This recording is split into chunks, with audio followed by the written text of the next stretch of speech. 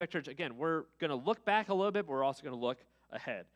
We're going to look back because I like looking back. I love nostalgia. Like, I like looking back and enjoying things I used to watch when I was a kid and things I used to listen to as a kid. I was born in 1985, so I'm a 90s kid. So for those of you that are 90s kids, we had a whole thing we loved in the 90s. Here's what I grew up watching. Some of you that are younger have no idea what any of these are, and most of them actually aren't that great of shows when I watch back when I'm older, but here's what I grew up watching. I watched Saved by the Bell, Full House, Rugrats, Boy Meets World, Ren and Stimpy, Teenage Mutant Ninja Turtles, and Pee-wee, R.I.P. So that's what I watched when I was a kid. I also grew up listening to different types of music. I had my Christian music that I was allowed to listen to.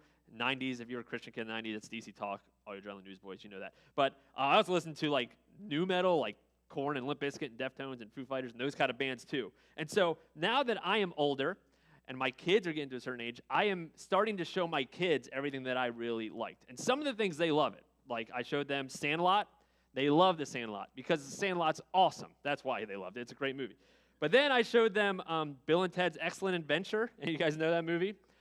Even they thought it was dumb, and they're children. And they're right, but it's still great. I love that movie. But here's what I've learned about myself.